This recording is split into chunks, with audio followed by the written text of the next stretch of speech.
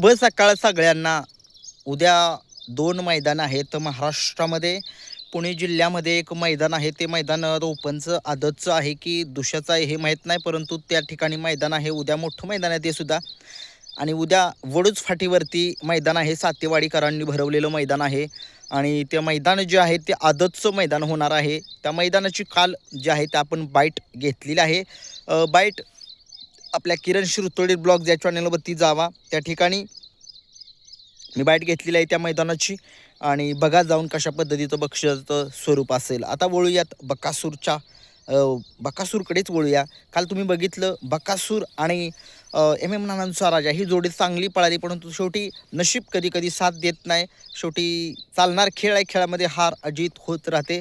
आता बकासूरचं नियोजन कसं असेल, उद्याच्या मैदानामध्ये आपल्याला बकासूर पळताना दिसणार आहे. आता बकासूर पळताना दिसणार आहे आणि महाराजसुद्धा पळताना दिसेल आणि वादळसुद्धा पळताना दिसेल. बघूया आता कशा पद्धतीचं. काल तुम्ही बघितलं महाराज मुंबईला गेलेला होता, ज्या कर्जत केसरी राजा कर्जत केसरी 777 हे मैदान पार पडलं. त्या ठिकाणी फायनल जो आहे तो झालेला नाही अंधारामुळे. आणि बघूया आता उद्याच्या मैदानामध्ये बकासूरचं नियोजन जे आहे ते कसं असेल. जर तिकडे पळाला बकासूर, जर तिकडचं एवढं मला काय माहीत नाही, परंतु तिकडं महाराज आणि वादळ पळण्याची दाट शक्यता आहे बरं का. कारण की त्या ठिकाणी तुम्ही बघितलं बकासूर जास्त करून आपल्या सातारा भागामध्ये, सांगली भागामध्येच पळतो, पुणे भागामध्ये सुद्धा पळतो, परंतु इकडे थोडेसे त्याला एक आवडच आहे इकडे आपल्या भागामध्ये पळण्याची. आणि चांगल्या शर्यती तो जिंकतोच आणि सगळ्यांचा लाडकाच आहे तो. आणि तो उद्या पळताना जर आपल्याला जर पळाला उद्या बकासूर वडूज फाटीवरती, एक अंदाज सांगतोय, उद्या फिक्स पायरा घेऊन येईन, संध्याकाळी फिक्स पायरा घेऊन येईन. कारण की तुम्हाला माहिती आहे आपण नानांचा राजा किंवा घरणीकरांचा राजा दोघांच्यापैकी एक पायरा सांगितलेला, 100% नानांचा राजाच पळाला. आणि बघा पायरा हा चांगलाच आपण काढला. तसेच आपण घोटचा सरजाचा आणि लखनचा पायरा दुसऱ्या दिवशी सकाळी सांगितलेला, तो सुद्धा खरा ठरलेला आहे. वाटेगाव अंबरनाथकरांचा बादल आणि उर्मिळाताई माणिक गायकवाड यांचा कंदूरचा राजा हा सुद्धा पायरा सांगितलेला, तो सुद्धा फिक्स झालेला आहे. बघा म्हणजे आपले थोडेसे माहिती मिळाली, त्या पद्धतीनं तुम्हाला मी सांगण्याचा प्रयत्न केला. आता वळूयात बकासूरच्या पैऱ्याकडे. बकासूरचा पैरा उद्याच्या मैदानामध्ये जर वडूज फाटीवरती जर आला बकासूर, तर कोण असेल? आदतचं मैदान आहे. आदत म्हटल्यानंतर आदतमधलाच एक टॉपचा पैरा असू शकतो. तुम्हाला माहिती आहे गोकुळ एक आत्ता सध्या घाणणकरांच्या नावाचा आहे, त्यांचाच तो नंदी आहे. बकासूरचे आणि घाणणकरांचे संबंध खूप जवळचे आहेत. मला वाटतंय की ही जोडी पळण्याची दाट शक्यता आहे आदतच्या मैदानामध्ये उद्या. कारण की तुम्हाला माहितीच आहे ती फाटी वडूची फाटी बकासूरला खूप लकी आहे आणि त्या मैदानामध्ये सतत गुलाल हा मिळवण्याचा प्रयत्न करतोच आपला बकासूर. आणि बकासूर सगळ्या महाराष्ट्राला माहितीच आहे तो कशा पद्धतीनं कामगिरी पार पाडतो.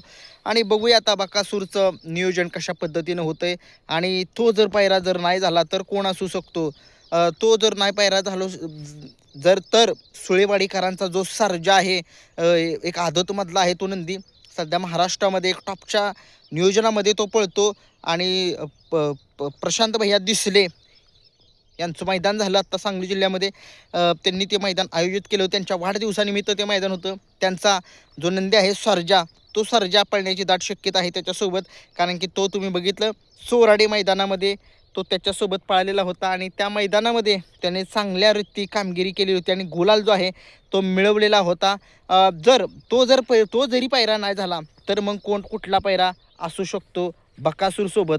जर पायरा नाही झाला तर बकासूरसोबत एक टॉपचा नंदी पळू शकतो. या बैलगाडा शर्यत क्षेत्रामध्ये अमित पाटील स्वप्ने यांचं एक नवीन वासरू आहे, ते कायम गुलालामध्ये असते. असं हे चांद उर्फ चंद्या या तिघांच्या पैकी आपल्याला बकासूर पळताना दिसू शकतो. आणि सगळ्या महाराष्ट्राला माहिती आहे हे तिन्ही नंदी कशा पद्धतीनं पळतात. आदतमधले एक आत्ता टॉपची नंदी आहेत ते.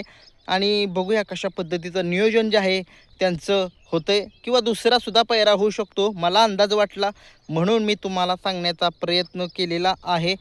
बकासूरचं नियोजन वाटतं एवढं सोपं नाही. चांगल्यांना बकासूरचं नियोजन जे ते समजत नाही, परंतु उद्या बकासूर पळणार आहे. आणि जर नाही पळाला तर बकासूरचा तिकडचा जो कोण असेल, कुठलं मैदान असेल, परंतु आहे मैदान उद्या आहे, तर तो सुद्धा पैरा आपण घेऊन येऊ. एक अंदाज सांगूया, संध्याकाळी फिक्स सांगूया. बघूया कशा पद्धतीनं बकासूरचं नियोजन होतंय. आणि बकासूरला उद्याच्या मैदानासाठी खूप साऱ्या शुभेच्छा. आणि महाराज सुद्धा उद्या दाट पळण्याची शक्यता. आणि महाराज वादळ उद्या पुणे जिल्ह्यामध्ये पळतील, इकडे काय पळणार नाहीत. व्हिडिओ आवडला लाईक शेअर सबस्क्राईब करा. धन्यवाद.